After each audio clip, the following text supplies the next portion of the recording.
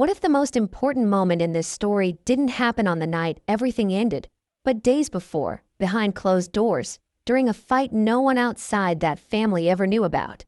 Sit with that for a second. Because for years, the public believed this story began with flashing lights, police tape, and headlines that felt almost unreal. A famous filmmaker, a quiet, private wife, a son living just steps away in a guest house. A brutal ending that no one could reconcile with the image they thought they knew.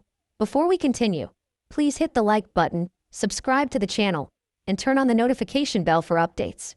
But now, according to Nick Reiner himself, the real beginning may have happened earlier, much earlier, in a conversation that allegedly spiraled into something far darker than anyone imagined. And if that's true, then everything we thought we understood about this case suddenly feels incomplete. Here's the uncomfortable truth. Most family tragedies don't explode out of nowhere. They simmer. They crack quietly. They hide behind polite smiles and carefully chosen silences. And when the people involved are wealthy, famous, or powerful, those silences grow even thicker. So let me ask you this. How many warning signs can exist inside a home before the outside world notices anything at all? Rob Reiner wasn't just a name. He was a symbol. A man whose work shaped generations of filmgoers. Someone associated with laughter, creativity, intelligence, and cultural influence. To the public, he represented success earned over decades. Stability, legacy. His wife, Michelle Singer Reiner, was known for being deeply private, rarely in the spotlight, often described by those around her as grounded, supportive, and protective of her family's inner life. If Rob was the public face, Michelle was the quiet constant. And then there was Nick, the son people didn't really know, living on the same property, but not truly living in the same world. Close enough to feel the pressure, far enough to feel the distance. Nick wasn't a household name. He wasn't a headline regular. And for a long time, he existed in that strange space reserved for the children of famous parents, seen but not heard, known but not understood, until suddenly he was everywhere. And when tragedy struck, the narrative locked into place almost instantly. Shock, horror, disbelief, a son arrested, charges filed, a story that felt too dark to fully process. But now, layered beneath the legal proceedings and public assumptions, a different account has emerged. One that forces us to rewind the timeline and ask questions that are deeply uncomfortable. Nick claims that days before the deaths, there was a major argument, not a disagreement, not tension, a confrontation. He says his father confronted him about his behavior, about money, about lifestyle choices, about direction, about responsibility, about who Nick had become, and perhaps more painfully, who he hadn't. Think about that dynamic for a moment. A powerful father, a son still financially connected, expectations unspoken for years suddenly spoken out loud, frustrations that may have been buried finally surfacing. How many families have conversations like that? And how many of those conversations end with slammed doors, wounded pride, and resentment that no one wants to admit out loud? According to Nick, this wasn't a passing argument. It wasn't something that blew over with time. It lingered. It changed the atmosphere. It altered the emotional balance inside that household. If that's true, then the story doesn't begin with a crime scene. It begins with a breakdown in communication. And that's where things get complicated. Because public narratives love simplicity, they crave clean lines, heroes, villains, clear motives, clear endings. Real life doesn't work that way. Real family dynamics are messy, emotional, contradictory. People love and resent each other at the same time. They depend on one another while also pushing away. They want approval and independence simultaneously. Nick's alleged account forces us to confront that complexity head-on. He claims the argument involved finances. That alone raises questions. Financial dependence inside families can quietly erode dignity. It can turn love into leverage, support into control, gratitude into shame. When money enters emotional territory, lines blur fast. Was Nick being supported or supervised? Was Rob helping or intervening? Was concern being expressed or authority being asserted? These questions matter because they shape how people perceive power inside that home. And then there's the issue of lifestyle. Lifestyle isn't just about how someone lives. It's about values, choices, priorities, identity. When a parent confronts a child about lifestyle, they're not just criticizing habits. They're often questioning character, direction, worth. That kind of confrontation can cut deep. Nick says this argument happened days before the tragedy. Not weeks, not months, days. That timing is unsettling. It suggests emotional fallout didn't have time to cool. That wounds may still have been open. That silence may have replaced dialogue. And silence, in many families, is far more dangerous than yelling. Here's the contradiction that makes this story so difficult. On one hand, we have a public image of a stable, accomplished family. Wealth, security, space, opportunity. On the other hand, we have claims of internal fracture, disappointment, conflict, emotional distance. Both things can be true at the same time. And that's what makes this story resonate so deeply. Because it's not just about fame or tragedy. It's about something far more universal. The moment when a family realizes it's no longer speaking the same language. The moment when expectations collide with reality. The moment when love becomes entangled with control. The moment when someone feels judged rather than understood. Nick's claims don't exist in a vacuum. They exist against the backdrop of a legal case that has already shaped public opinion. Charges have been filed. Allegations are serious. Emotions are high. And yet, understanding context doesn't mean excusing outcomes. It means asking how things reach this point at all. Because tragedies of this magnitude rarely hinge on a single moment. They are often the result of accumulated pressure, of unresolved tension, of conversations delayed until they explode. So ask yourself this. If a confrontation like the one Nick describes really happened, why didn't anyone outside the family know? Why was there no leak? No rumor? No warning sign visible from the outside? The answer may be simple and chilling. Families like this are very good at protecting their image. Privacy becomes a shield. Silence becomes a strategy. Problems are handled internally, or not handled at all. And when the people involved are accustomed to influence and control, admitting dysfunction can feel like failure. This is where Michelle's presence becomes impossible to ignore. Because in many families, there is a mediator, a buffer, someone who absorbs tension quietly to keep the peace. Nick's claims raise questions about where she stood in all of this. Not accusations. Questions. Was she aware of the depth of conflict? Was she trying to de-escalate? Was she caught between loyalty to her husband and concern for her son? Or was she hoping the storm would pass without confrontation? These questions don't have easy answers, and they may never have answers at all. But they matter because they remind us that family dynamics are rarely binary. And now, as the legal process unfolds, those private dynamics are being dragged into the public eye in fragments, in allegations, in statements, in speculation, which brings us to the most uncomfortable part of all. When someone speaks after a tragedy, every word is scrutinized, motives are questioned, timing is analyzed, silence becomes suspicious, speech becomes strategic. So when Nick claims there was a huge fight before everything happened, the question becomes unavoidable. Why say this now? Is it an attempt to explain emotional context? Is it a response to public assumptions? Is it a cry to be understood? Or is it something else entirely? The truth is, multiple things can be true at once. Someone can feel wronged and still be responsible. Someone can be emotionally wounded and still face legal consequences. Someone can tell their version of events without controlling how the world receives it. And that tension is what makes this story so volatile. Because once the idea of a pre-existing conflict enters the narrative, the entire timeline shifts. Suddenly, the focus isn't just on what happened that night. It's on what happened before. What words were spoken, what emotions were left unresolved, what lines were crossed, and what silence followed. As viewers, we're left in an uncomfortable position. Wanting clarity, wanting truth, wanting justice, but also wanting understanding. Because at the center of this story isn't just a crime. It's a family that fractured in a way no one saw coming. Or maybe, in a way no one wanted to see. And according to Nick, the argument wasn't just heated. It was personal. It was emotional. And it ended with words that couldn't be taken back.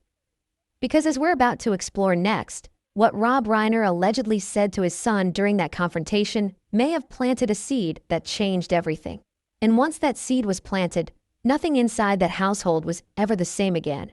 What happens when the image of family projects to the world becomes more important than the truth behind closed doors? It's a chilling question, and one that's been quietly eating away at the heart of this story since the moment the headlines broke. Because for millions, Rob Reiner wasn't just a filmmaker. He was the filmmaker, the mind behind When Harry Met Sally, The Princess Bride, A Few Good Men. A man who helped define the way Hollywood told stories. Warm, visionary, sharp, political, passionate. He was the kind of public figure people felt like they knew, not just for his work, but for how he carried himself, for the way he spoke out, for the way he seemed to always stand on the right side of the cultural moment. He had Hollywood royalty in his blood, son of Carl Reiner, a lineage of laughter, wit, and social justice.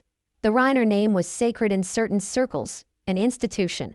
You didn't just admire the Reiners. You envied them. But what if there was more to the story? What if behind the accolades and activism, the awards and red carpets, there was a private world quietly splintering? Let's go deeper. An image carefully maintained. The Reiners didn't invite public scandal. That wasn't their brand. Sure, Rob had been outspoken politically. He was a visible voice in progressive causes. But personal drama, family messiness, that was rarely, if ever, on display. For decades, the narrative remained clean. A successful filmmaker, a loyal wife, a family that, on paper, looked enviable. Photos from charity galas, red carpet events, award shows. There they were, Rob and Michelle, poised, smiling, together. And somewhere in the background, Nick, never front and center. Never the focus of media attention, always just out of frame. Isn't that interesting? Because for someone who literally lived on the same estate, he was rarely part of the story. And in hindsight, that silence speaks volumes. The cost of public perfection. Think about what it means to grow up in that kind of legacy. You're not just the child of a successful man. You're the only son of a man who's practically revered.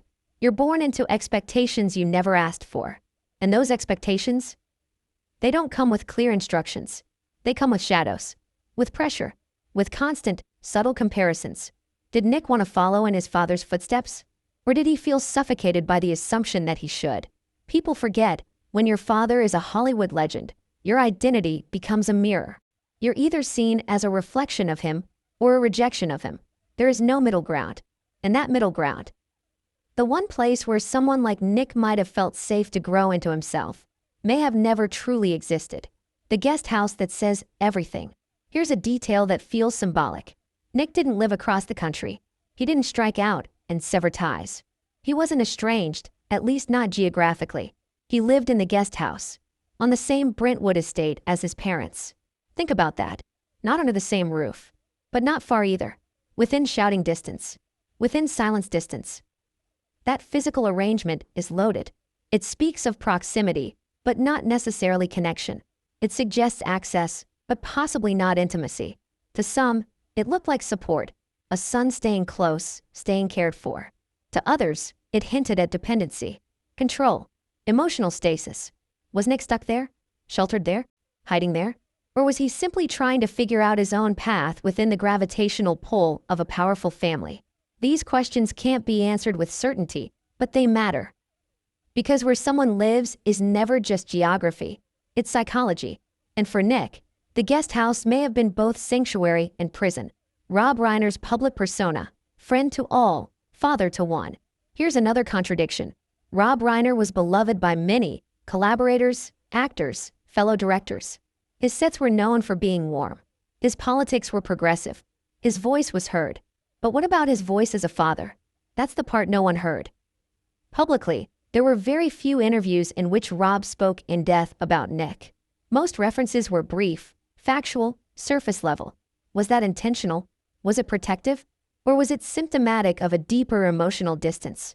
We're not here to speculate on private feelings.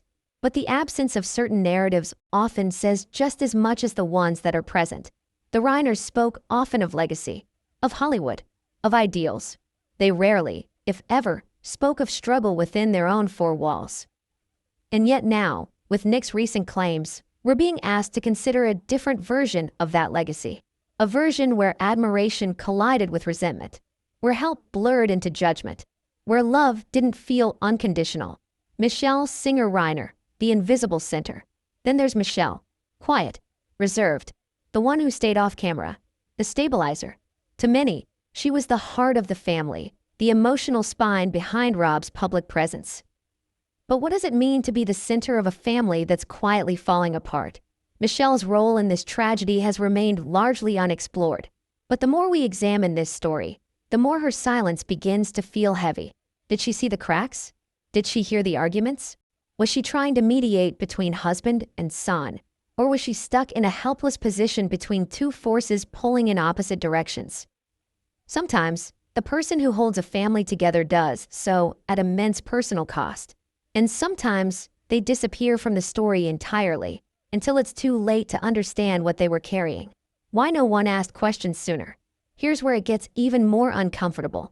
All of this, the family tension, the emotional distance, the silent guest house, existed before the tragedy. And yet, no one asked questions. No friend spoke out about warning signs. No tabloids circled. No whispers of dysfunction made their way into the press. Why? Because when people are powerful enough, they build a wall around their image. And that wall is rarely breached until something breaks it open from the inside. That's what makes the timing of Nick's alleged revelations so important. He's not rewriting the past, he's reshaping it, recontextualizing it, asking people to revisit everything they thought they knew with a new filter. The filter of conflict, of disappointment, of buried anger, of a fight that, according to him, changed everything. And when that filter is applied, the entire story begins to shift. The public can't look away, but it also can't understand. Here's the irony. The very fame that protected this family for years is now the reason this story won't go away. People can't stop watching, can't stop speculating, can't stop assigning blame or projecting meaning. But what they're really reacting to is the shock. The shock of realizing that the family they thought they understood was hiding something raw, messy, human. It's a betrayal of the image they'd bought into. And for those watching from the outside, that betrayal feels personal. Because if a family like the Reiners can fracture like this, what does that say about the rest of us? About the families we know? About the tensions we ignore? About the silences we excuse? And yet, something still doesn't add up. Even now, as we start peeling back layers of the Reiner household, one question lingers like smoke. Why now? Why is Nick speaking? Why is he choosing to reveal this alleged argument? What is he hoping the world will see? Is this an attempt to justify? To explain? To reveal? Or is it something else? Because here's the twist. According to multiple sources, Nick's version of events was never part of any official legal filing, at least not initially. Which means his claims are emerging after the charges, after public perception locked in, after most people made up their minds. So what's the goal? To spark empathy? To complicate the narrative? To shift responsibility? Or is this confession? That's what makes this story so gripping. It refuses to settle. It won't offer clean answers. Every time one version of the truth emerges, another layer gets revealed. And now, just as we start to glimpse the emotional chaos behind the Reiner's serene image, Nick drops one final detail. A sentence.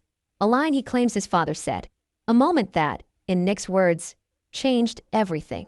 And what was that sentence? What could a father possibly say that would shift the entire emotional ground beneath the sun? We're about to find out. But what comes next? No one saw coming. What happens when a son finally tells the world the one thing his father said that shattered everything between them? According to Nick, that moment didn't happen in anger. It didn't even involve shouting. It was quiet, deliberate, and it was said by a father who believed he was delivering a wake-up call. But instead, he may have lit the match.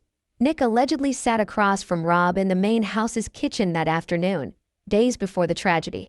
Tension had been mounting for weeks. The subject? Nick's future. Rob had reached a breaking point. No more tiptoeing. No more silence. No more pretending. So he looked his son in the eye and, according to Nick, said this. You're not a disappointment because you failed. You're a disappointment because you stopped trying. Let that sit for a second. Now, imagine hearing that from a man like Rob Reiner.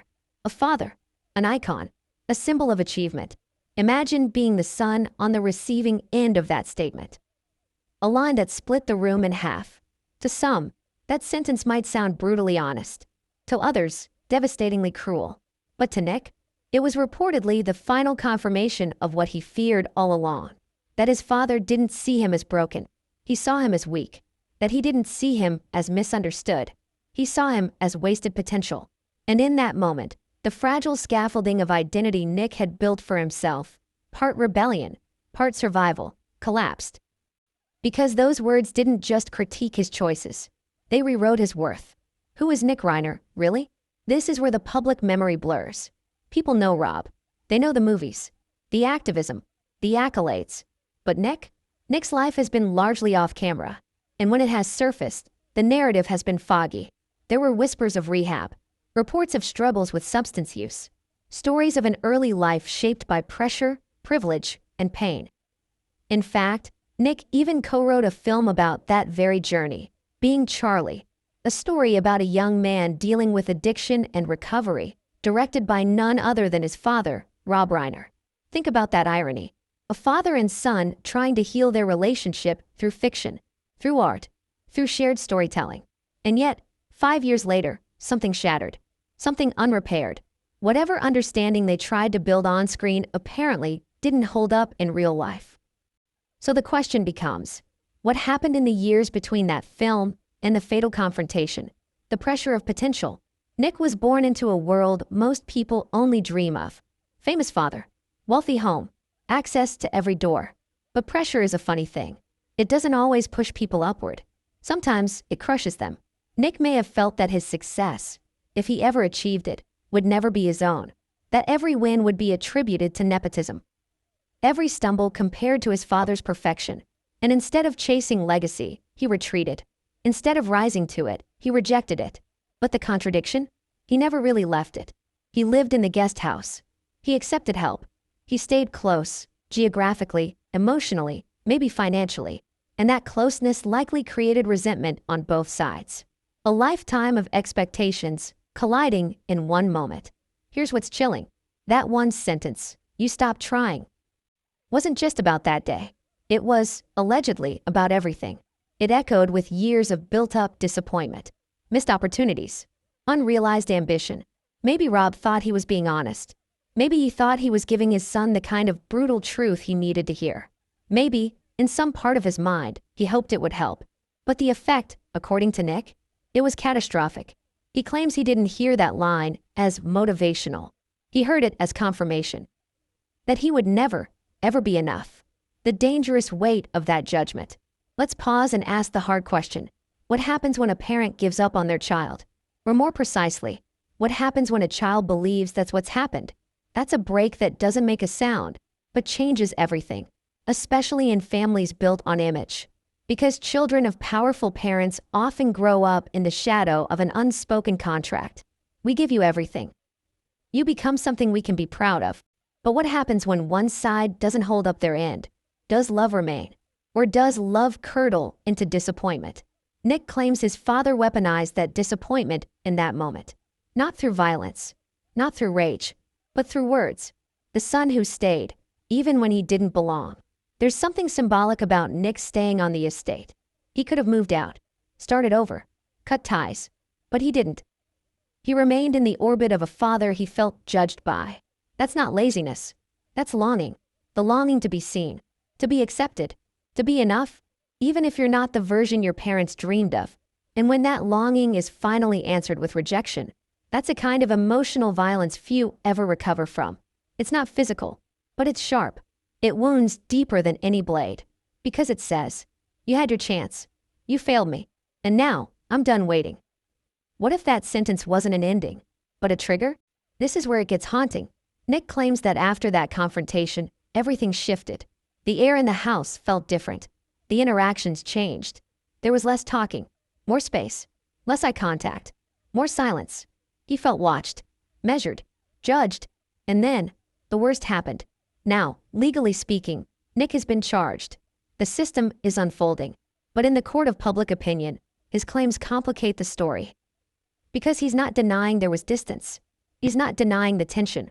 He's exposing it. He's pointing to it and saying, that was the beginning of the end. And while that doesn't erase what happened, it does shift how people process the events. The world versus one man's memory. Public reaction has been polarizing. Some believe Nick is trying to shift blame. Others believe he's finally telling the truth. Some say he's playing the victim. Others say he was one. But here's the truth that haunts every tragedy. Everyone sees the same moment differently.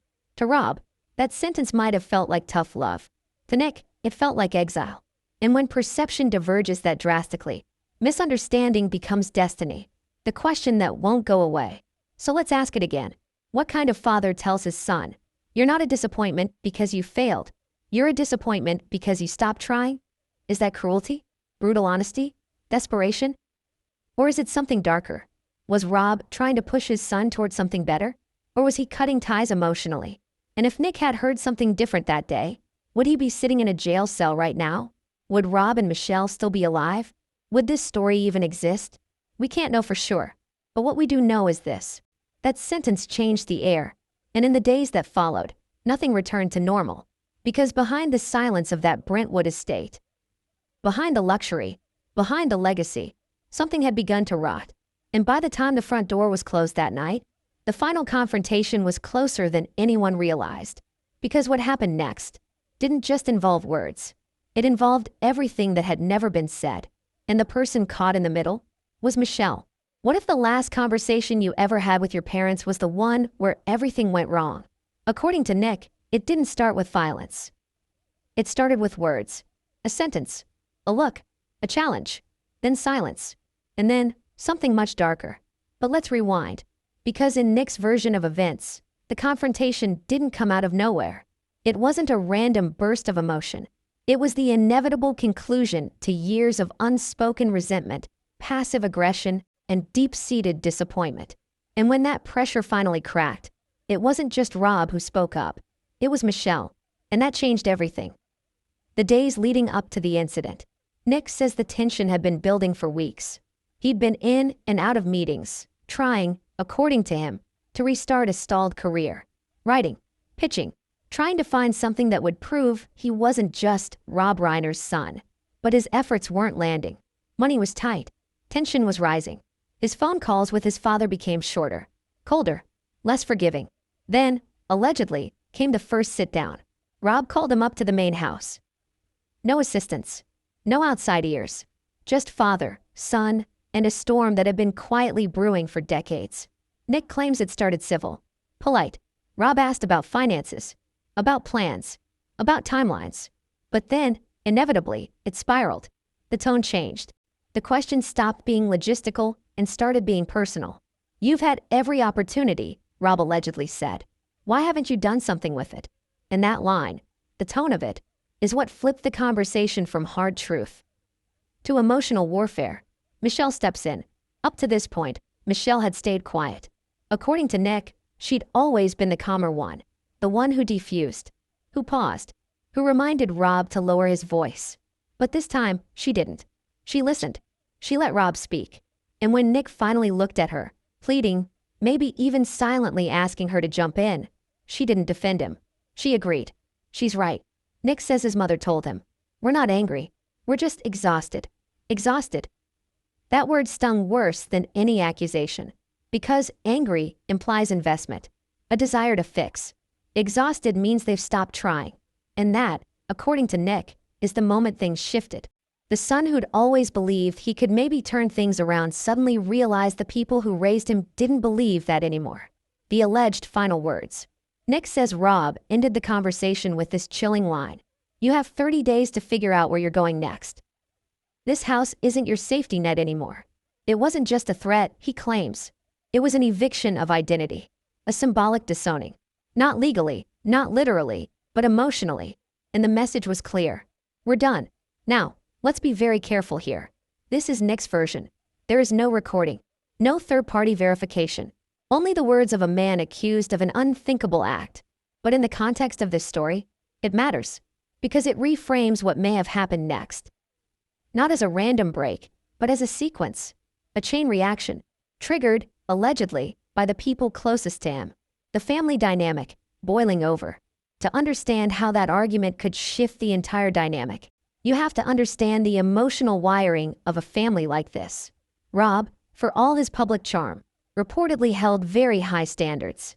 He was known for pushing actors to excellence, for challenging scripts, for cutting what didn't work, even if it was beloved.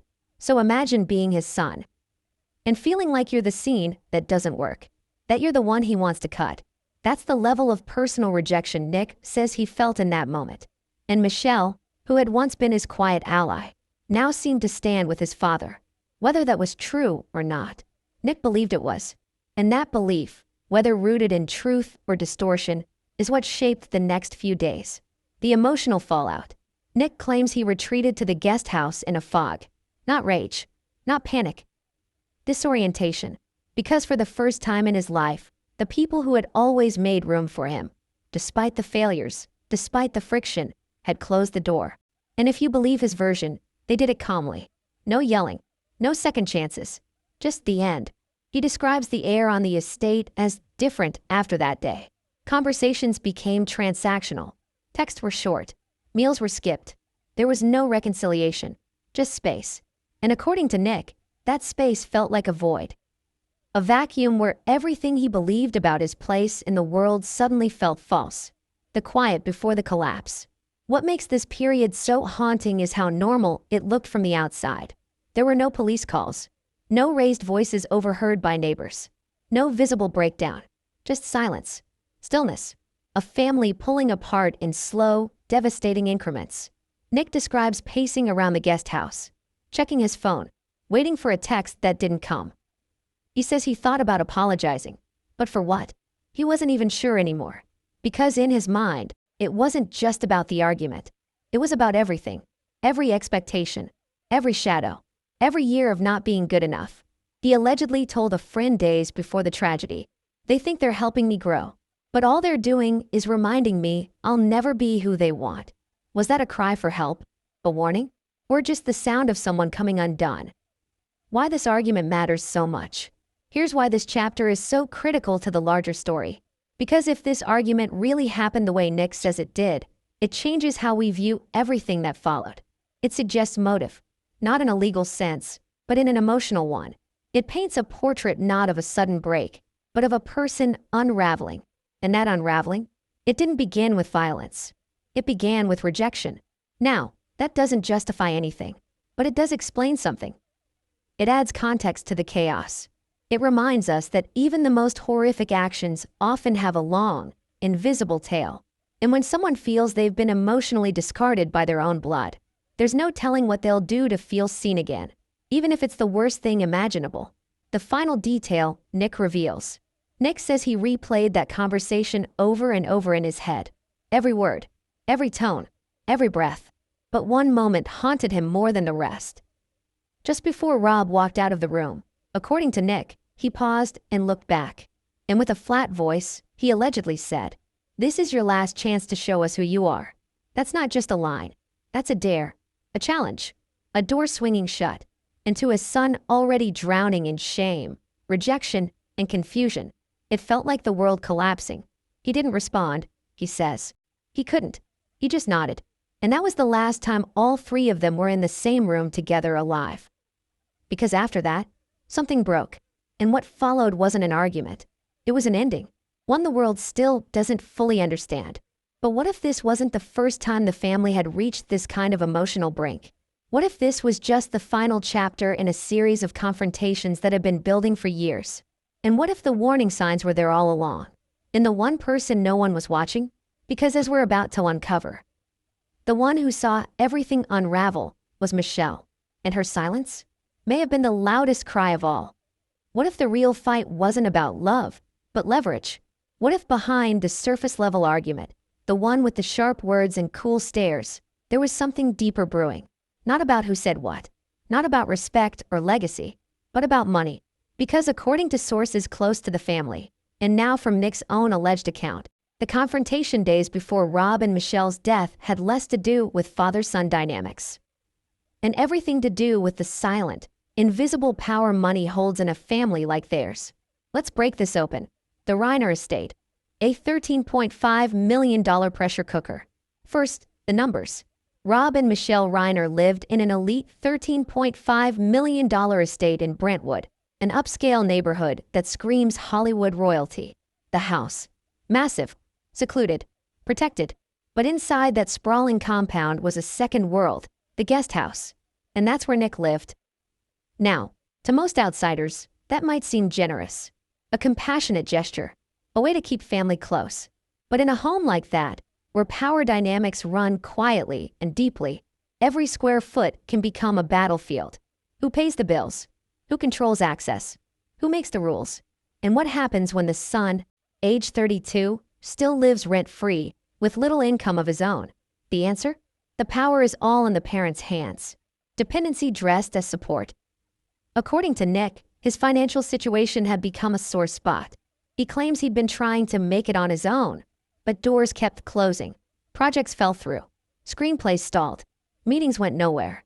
Still, his parents paid for the property upkeep, covered expenses, picked up tabs, handled insurance, food, utilities.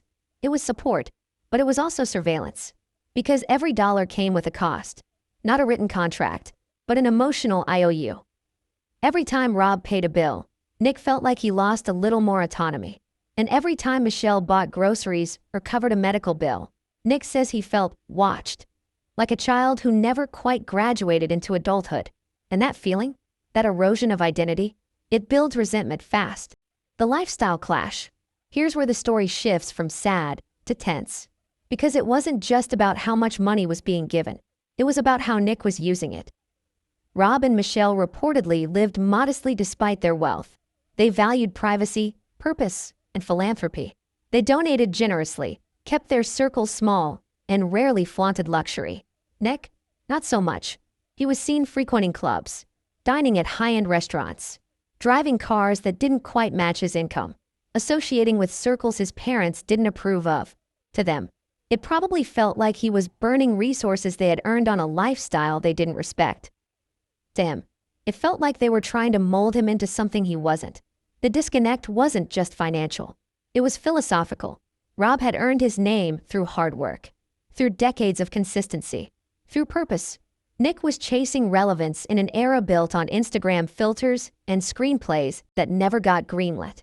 And Rob, according to Nick, he hated that. He allegedly told his son during that final argument, "You want to live like a king without building your own castle." That line struck deep, because to Nick, it wasn't just a critique of his habits. It was a condemnation of his identity.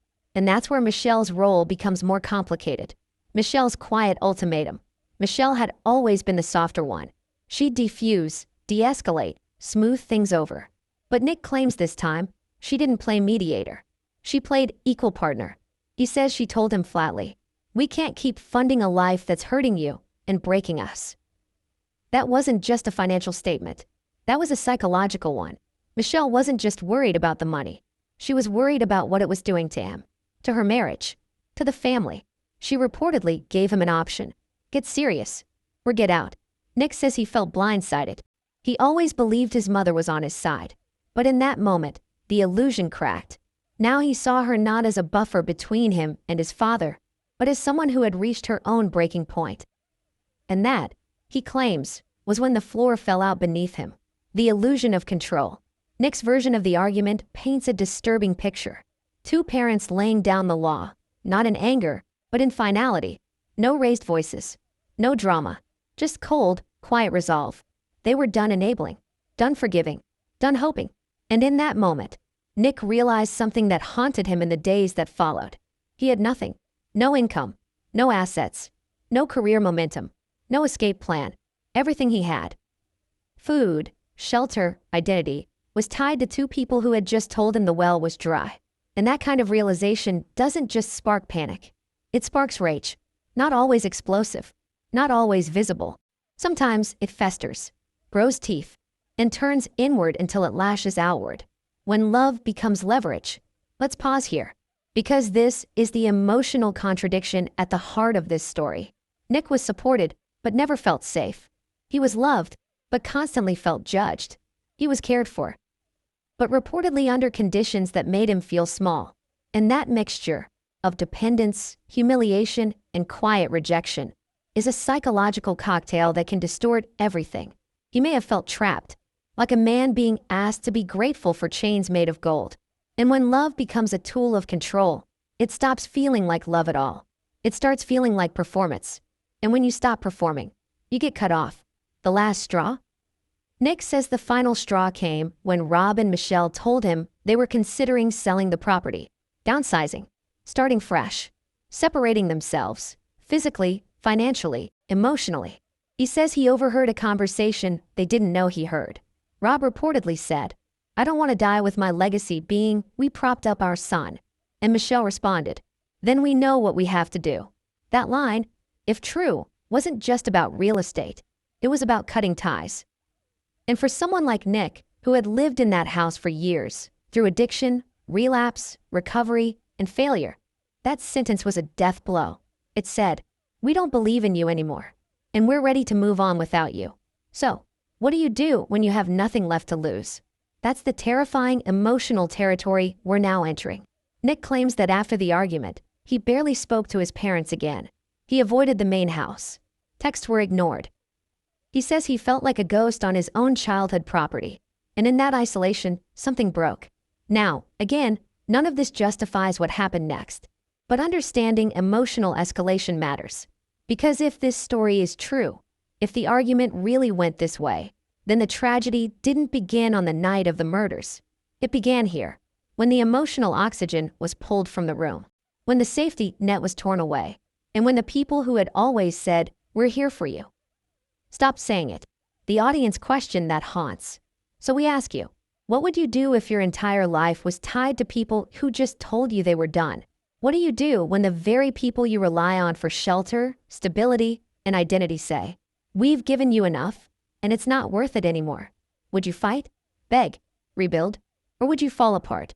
Because Nick claims he fell hard, and the person who noticed the shift in him, the fear, the paranoia, the spiraling, was Michelle. She saw it before Rob did. She felt it. And while the world was watching Rob's legacy and Nick's arrest, no one was asking what Michelle went through in those final days. That's where we're going next. Because Michelle didn't just witness this tragedy unfold. She was its silent center, and the final warning sign may have come from her. What if the person everyone assumed was a bystander was actually the one holding everything together? When the news broke that both Rob Reiner and his wife Michelle had been found dead in their Brentwood estate, the world's focus zeroed in on Rob. Of course it did. He was the name, the icon, the public figure. Headlines screamed, "Filmmaker Rob Reiner dead," before they even mentioned his wife's name. But behind every man people think they know is a woman they never really did. And in this case, that woman, Michelle Singer Reiner, may have been far more than just Rob's partner. She may have been the one person holding the frayed threads of the family together until they finally snapped. Who was Michelle Singer Reiner? To understand her role in the tragedy, you have to understand the silence she carried. Michelle wasn't a star. She wasn't seeking interviews, attending premieres just to be seen, or tweeting her opinions on the daily news cycle. She was quiet, private, protective, a musician, a mother, a partner. And, many say, the emotional backbone of the Reiner household. She had a presence that was hard to define. Warm, but guarded. Supportive, but never enabling. And she was, reportedly, the only person Nick listened to, even in his darkest moments. But what happens when that person finally stops smoothing things over? When the peacemaker lays down their arms? That's the question that's haunted this case since day one. Because Michelle wasn't just a wife. She was the last line of emotional defense. And when she finally took her hands off the steering wheel, the entire car swerved off the road. The middle ground no one envies. According to Nick's alleged account, the days before the tragedy saw Michelle in a deeply conflicted role. She wasn't aligned entirely with Rob, nor was she excusing Nick's behavior. She was caught in between. And anyone who's ever played middleman in a family argument knows that role is exhausting, especially when love exists on both sides. Nick claims Michelle often worked quietly behind the scenes, persuading Rob to give Nick just a little more time, covering Nick's medical expenses without telling Rob, encouraging Nick to get help when no one else believed he would. But eventually, even that patience ran dry. Nick says during the final confrontation, when Rob drew the hard line, Michelle didn't object. And for Nick, that was the betrayal. Not that Rob said it, but that Michelle didn't stop him. He allegedly told a confidant later, "If she had said something, anything, I wouldn't have fallen apart. But she didn't. She just let it happen." Was that fair? Was it true? We may never know. But to Nick, it felt like abandonment. And for someone already emotionally unstable, that kind of perceived loss can feel catastrophic. The protector who disappeared. Every family has one person who keeps the peace, who knows when to defuse, when to distract, when to remind the others what matters most. Michelle was that person, and for years, she made it work. But here's the tragic irony. The stronger the peacemaker becomes, the more invisible they feel. Because their presence is expected, their silence is normal, their pain is hidden. No one asks how they're doing. And when they finally crack, no one sees it coming. Nick may have watched his mother's emotional detachment in those final days not as maturity, but as withdrawal. He claims her hugs stopped being warm. Her voice became clinical. Her eyes no longer softened when she looked at him. Whether that's fact or a distorted perception, it had impact. Because when the one person you believe truly sees you stops looking at you the same way, you stop seeing yourself. What was Michelle trying to do? Let's be generous. Let's assume Michelle wasn't giving up. Let's say she was trying to shock Nick into change, letting him feel the consequences, taking Rob's side, not out of cruelty, but strategy. Maybe she hoped if she stepped back emotionally, Nick would finally step up. It's possible. Parents use tough love all the time. But when the person receiving it doesn't interpret it that way, tough love can look like cold betrayal. Nick allegedly said in a private journal, now part of leaked court exhibits. It wasn't just that she agreed with him. It's that she looked at me like she'd never loved me at all. Was that journal entry real? Was it written in the moment or reconstructed after the fact? Either way, it's chilling, because that line reveals how deep Michelle's shift cut into Nick's psyche, and it suggests that, whether Michelle meant to or not, she was no longer seen as a lifeline. She was seen as the final nail. Did Michelle see the warning signs? Here's the question that won't stop echoing. Did Michelle see what was coming? Did she recognize that Nick was unraveling? Did she feel the volatility rising in the house? Some reports say yes. A former family friend claimed that Michelle told her during a private call, "Nick's not himself lately. He's quiet. Too quiet." Others say she brushed off the concern, said he was just processing. But Nick tells a different story.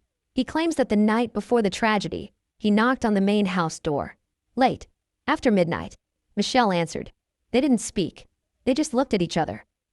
He says she held his gaze for a long moment, then quietly said, "This doesn't have to end badly." And then she closed the door. That sentence, if real, is loaded. A final plea? A warning? A goodbye? We'll never know. But it lingers, because it sounds like someone who saw the edge approaching and realized they were powerless to stop the fall. How the public misread her entirely. When the news broke, the media focused almost entirely on Rob. Naturally, he was the bigger name. But Michelle? She was reduced to also killed. Barely a headline, a footnote, even though, in many ways, she was the emotional centerpiece of the entire situation. And that oversight says a lot about how we treat women in the background, about how we ignore the glue holding families together until it's already come undone. Michelle wasn't an accessory to this tragedy. She was the person who felt it the most before it even happened. And if she was the one who saw it coming, then we have to ask, why didn't she stop it? Or worse, did she try and fail? The quietest goodbye. Here's a heartbreaking detail. In the medical examiner's report, it's noted that Michelle appeared to have been asleep when the first attack occurred. That's Nick's claim anyway. If true, that suggests she went to bed that night believing the worst was behind them, that there would be a tomorrow, that the storm had passed. And yet it didn't. If there's anything more tragic than betrayal, it's trust before betrayal. Michelle may have truly believed she could still hold everything together, that if she just stayed calm, waited Nick out, let him feel the consequences, he would come back. That tomorrow, they could begin again. But that tomorrow never came. And now, she can't speak for herself. So the world is left piecing together fragments. Journal entries, leaked texts, Nick's version, whispers from friends. And in the middle of that storm of speculation sits the still, unchanging silence of Michelle. Which is why this next part of the story hits harder than most. Because what came after her silence was Nick's silence. And when investigators finally entered that guest house, what they found shocked them to their core. What does a man do in the hours after he feels his entire world has collapsed and there's no one left to catch him? For most people, Heartbreak shows itself in tears, silence, rage. But for Nick Reiner, what happened in the days after the alleged final argument with his parents wasn't immediately visible to anyone on the outside. To the world, nothing seemed amiss. The lights at the Brentwood estate still flickered on at night. The front gate still opened and closed like clockwork. Deliveries came and went. Neighbors jogged by without noticing anything strange. But inside that property, inside the guest house, especially, something was shifting. Nick had become quiet. Too quiet. A ticking clock no one heard. Nick wasn't answering texts. Not from friends. Not from extended family. His social media? Silent. He didn't leave the property. Didn't visit local spots he used to frequent. Didn't even show up for a scheduled lunch with a friend in West Hollywood, according to leaked messages. He was disappearing in plain sight. And no one noticed. Because when you live in the shadow of someone famous, people often expect you to drift. And when you're already known for being a little off the grid, no one panics when you go fully dark. But inside that guest house, something dark was unraveling. A guest house turned fortress. According to later police reports, the guest house had changed in subtle but telling ways. Curtains drawn, locks reinforced, mail stacking at the door. Nick was retreating into isolation. He wasn't just sulking or regrouping. He was folding in on himself. And reportedly, he stopped answering the intercom from the main house. Rob tried to call. No answer. Michelle allegedly knocked on his door the day before everything happened. He didn't respond. Was he asleep? Avoiding? Or worse, planning? That's the question no one can answer definitively. But Nick would later say he felt like the walls were closing in, that his life had reached a cliff's edge, and the drop was coming fast. The alleged journal entry. One of the most disturbing pieces of evidence found in the guest house was a torn page from a spiral notebook. Scrawled handwriting, barely legible, written in all caps. "This family is a game I never wanted to play." Underneath, in softer handwriting, "I tried. God, I tried. But no one sees me anymore." That journal page, which leaked online days after the initial arrest, set social media on fire. Was it a confession? A breakdown? A warning? Some said it was proof of premeditation. Others called it a cry for help. But either way, it was a window into a man unraveling, into a heart heavy with resentment, desperation, and abandonment. The security footage no one expected. Here's where the mystery gets even deeper. The Reiner estate was equipped with multiple high-definition security cameras. Not unusual for a Hollywood family. Front gate, garage, garden, pool area, main entrance, back fence, and yes, even the guest house. And while most footage from the night of the tragedy is sealed under court order, one clip, allegedly leaked from a private security firm, shows something odd. Nick, pacing in front of the main house, just past midnight. He's not holding anything. He's not yelling. He's not dressed for confrontation. He's barefoot, disheveled, talking to himself. He walks to the main door, stops, and backs away. Not once, not twice, 6 times. Like he's debating something. Like he's on the edge of a decision and doesn't know how to make it. And then, he disappears off camera. Roughly 35 minutes later, the internal motion sensors in the main house activate. And nothing will ever be the same. The guest house, post-tragedy. When authorities entered Nick's guest house hours after the murders, they weren't sure what to expect. But what they found shocked even the most seasoned detectives. The space was immaculate. Not chaotic. Not destroyed. Not bloodied. But prepared. Laundry was folded. A single candle was lit. A suitcase, half-packed, sat by the bed. There was a list on the nightstand. Not a to-do list. A goodbye list. Handwritten. 3 columns. Things I'll miss. Things I regret. Things I never got. The last entry? Under things I never got. To hear her say she believed in me, one last time. No one knows if her meant Michelle. But the implication is chilling. Because the list wasn't just about leaving physically. It was emotional departure.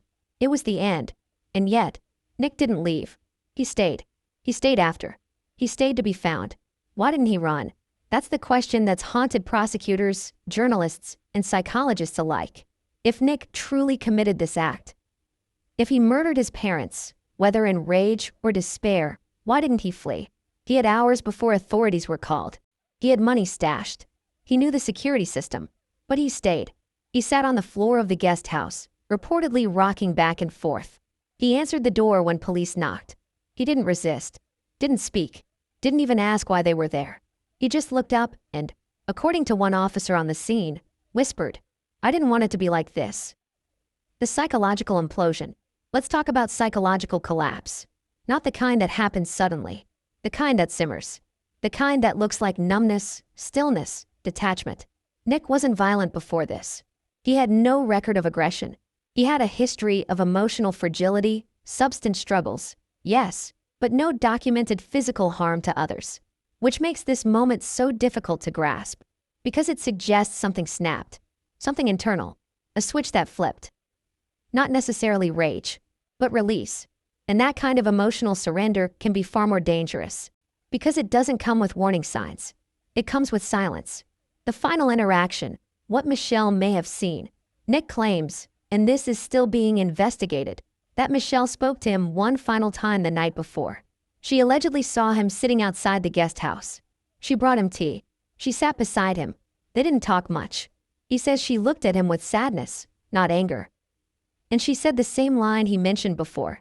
This doesn't have to end badly. But what did she mean? Did she know something was coming? Did she feel it? Or was she just trying to pull her son back from a psychological ledge she couldn't see clearly? Either way, Nick reportedly broke down in that moment. Tears, silence, shame. But that emotion wasn't enough. Because emotion without control becomes danger. And by morning, everything was over. The world woke up to a nightmare. When news broke of Rob and Michelle Reiner's deaths, it didn't just hit Hollywood. It hit America. A family name, a legacy, a symbol, gone.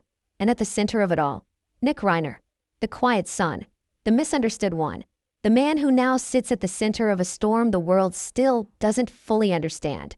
But to truly grasp what happened, we need to go deeper. Because while this chapter shows the breakdown, the next shows the aftermath, the discovery, the arrest, and the shattering of every illusion the public still held.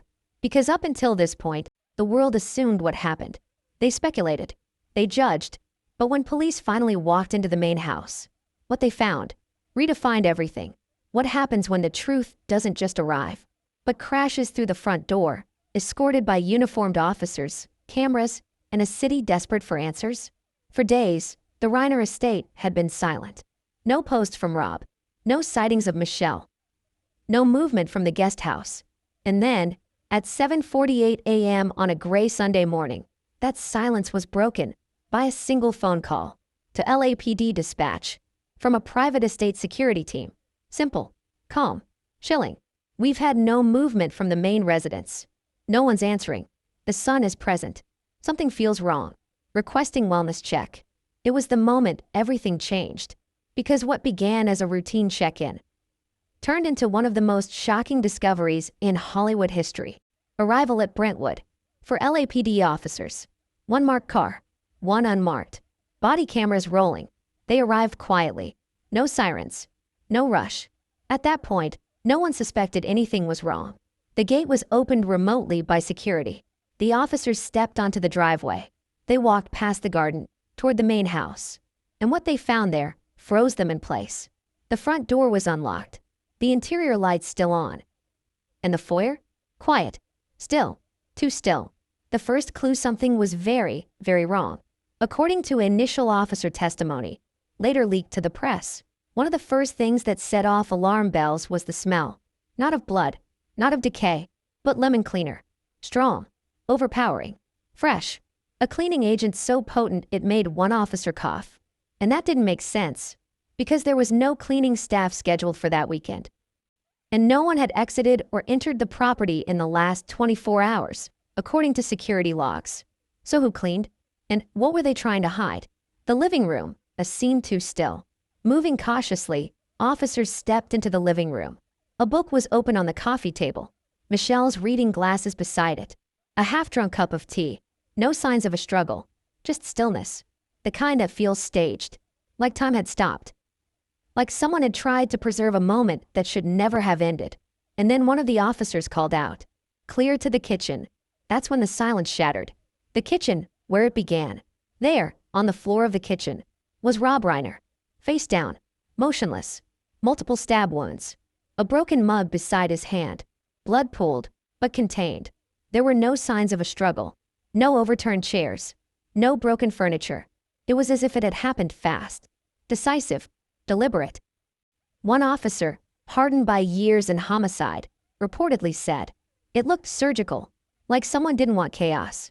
Just finality." That sentence would go on to haunt the public when it was eventually leaked, because it reframed everything. This wasn't a frenzied attack. This wasn't panic. This was, allegedly, an execution of intent. Upstairs, Michelle's final moments. The bedroom door was ajar. Sheets still neat. As if someone had laid down for a nap. Michelle was found on the bed, eyes closed. A single wound to the chest, not multiple.